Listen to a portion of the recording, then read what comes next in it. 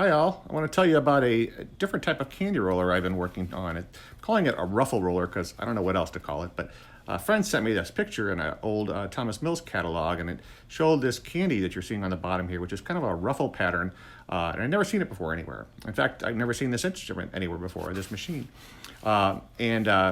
So I went out to try to make one myself. And first thing I did, though, was I went to Jeffersonville, Indiana, and I met with Warren Schimpf at Schimpf's Confectionery. And turns out they had one there. At least I think this is the same machine. They have an amazing collection of old candy equipment. And so I sought out to make one myself. So I milled my own rolls for this in an old machine here. And I could probably make a whole other video on the process of milling these out. But long story short, I think I was able to make something pretty close to what I saw at Schimpf's Confectionery.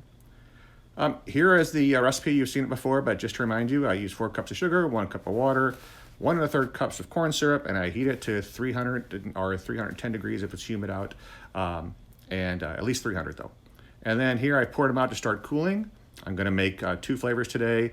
I'm going to make boysenberry and I'm going to make strawberry. And the intent here was to, honestly, I just wanted to make something blue. I hadn't made anything blue in a long time, and I don't usually go through the blue food coloring very fast, so I had something to try, and I figured I'd do that with something I knew well with its strawberry and the red color. And red I go through like crazy, but I'm just adding the flavorings and a little bit of the Lorraine tart and sour to bring out the flavor. And then I will add the red and the blue color to each of these. And yeah, I will mix them together. You've seen me do this before. It's the idea here is to get it uniform in color. So I first mix it a little bit. Hopefully that boils off any excess water and it's still warm, so you get that steam coming off.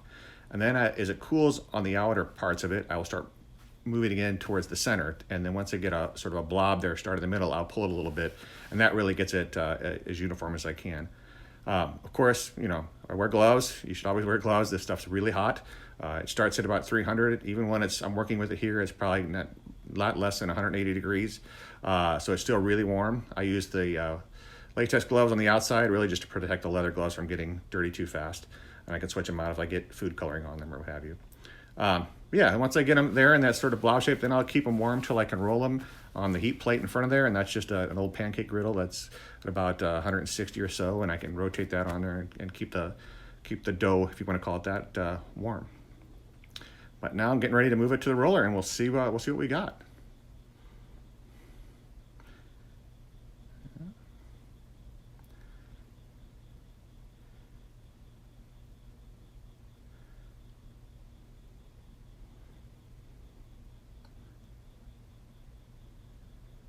All right, here we go. So I'll cut these into strips and roll them out, and I'll put them through the machine here, and we get what looks like a Ruffle, which is kind of cool. I mean, I've call them Ruffles. Some people have called them bacon candy. But for a first test using this custom, if you will, equipment, I'm really happy with how they're turning out. And I'll move the camera around here so you can kind of get some more views of it, but you get the idea. And right now I'm putting strings in there of probably, it makes a 2 foot or so strand at a time. If I had, more hands, I think, or a longer ramp, you could certainly make them longer, but I'm going to break them up to about 5 or 6 inches a piece anyway. And so you can see that's the red moving through it. And now I'll start the boysenberry and the blue. This is not a good camera angle for my arm in the way, but I'll move it here in just a sec. I'm trying to keep them straight again because I'm going to try to cut them up or break them up into smaller fragments that I can package, and I'll show you that here once we get to that step.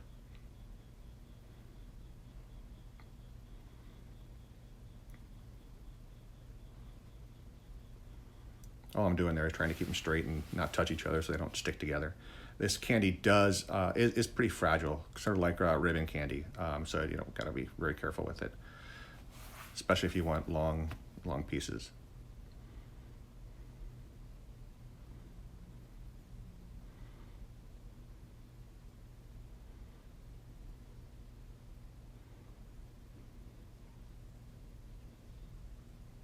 So I'm certainly happy with how this all turned out. It's definitely going to be work a little harder on getting the machine really up and running well. You can kind of see here I'm breaking them up into, like I said, about 4 or 5 inch pieces. It is fragile. If you drop it, it breaks into a bunch of little pieces, which I guess will probably go into another bag. It still tastes great, and I think people will enjoy it. But this is the strawberry, and you can kind of see about how much you get from this. Would be equivalent of a 2-cup batch. And then I'll go to the blue here in just a second as well.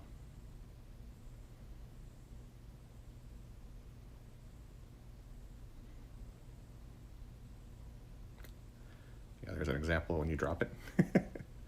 It doesn't bode well. Now we'll do the boysenberry.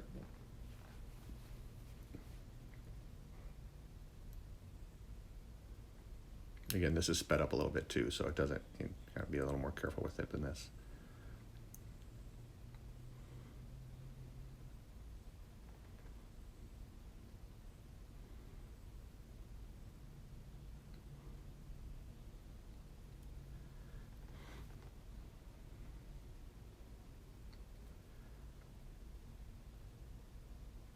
And getting to the end of the run.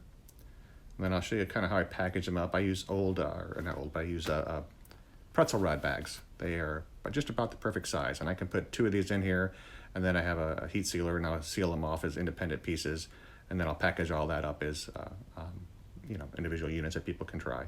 The broken pieces, those would just go into a bag like any other small pieces of candy, so people can enjoy those as well.